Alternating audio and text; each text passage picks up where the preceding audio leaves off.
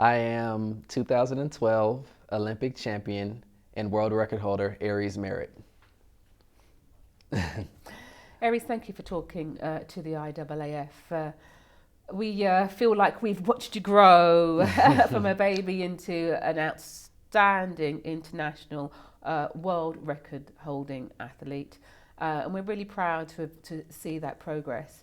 I think if we were to look back at your progress between the World Championships in Daegu 2011 to 2013, with these coming up in Moscow, in those 2 years, if you could just pinpoint a couple of things that jump to mind, or a few things that jump to mind when I say, what have you learnt?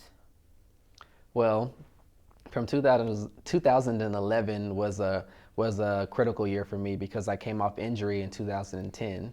I didn't run a step in 2010, so me to be able to go out and make the U.S. team off of having no 2010 season in 2013 going into Daegu was amazing.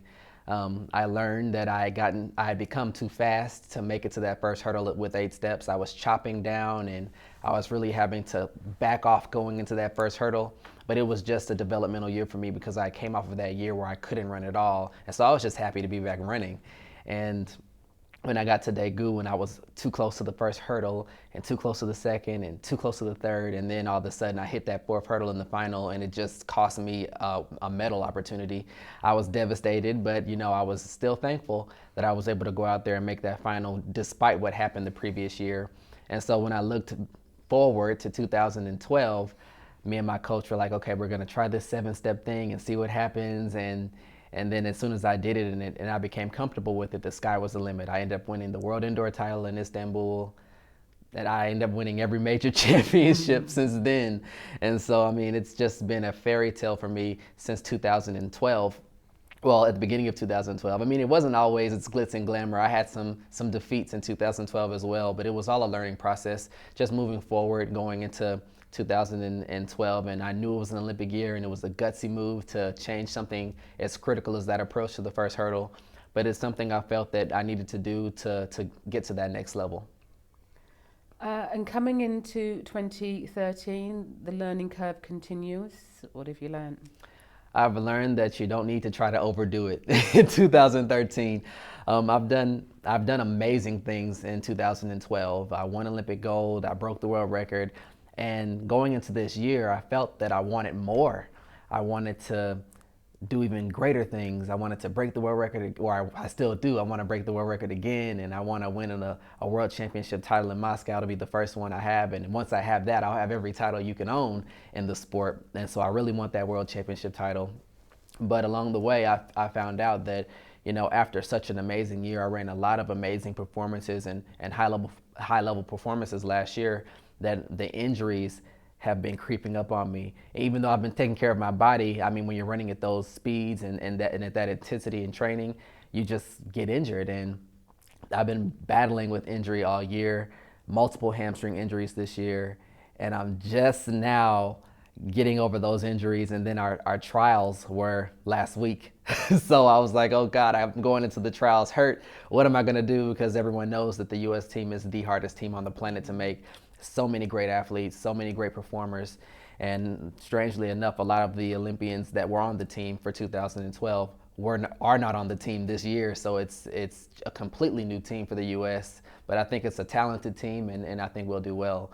But it's been a battle with me getting over these injuries, and so I still want it. I still want the world record, and I still want these times. So I think that in due time, if I'm just patient and not trying to rush everything, that everything will come around full circle. The likelihood of you being in the sort of shape you'd want to be in on that start line in Moscow, what are the percentage, what chances are there of you being in that shape? So, I mean, how far are you away? I think the percentage will be very high because I'll have ample amount of time to train, whereas I didn't have that much time to train before. So I went into USA Nationals with 1 week of training and I made the team. I mean, I ran a 13:09 in the semifinals, and my body just isn't primed enough to come back in such a short time with the rounds to be able to crank out that amount of time or that time again. So I just need obviously more races. I'm not race sharp. I haven't raced since April 30th, since our USA trials. So I think that'll be fine by the time the World Championships comes around. I'll be more fit. I'll be in better shape. I'll be stronger in the weight room because I'll be able to lift. And it's just one of those years where, it's going to take you a little bit of time, but you have to stay patient and just stay the course, so to speak. What would it mean to you to be standing on that podium with the gold medal round your neck in Moscow? It would be such a relief because I know I can do it. I know I can achieve it. And going into the meet as world record holder and Olympic champion, it's almost like I have more on my shoulder than I had in any other year. And so, I want it so bad. But as I said, the injuries have kept me from training. But I think that everything happens for a reason. And when I go out there and hopefully win that gold medal, it'll make it just that much more sweet to have it. So, everything in due time.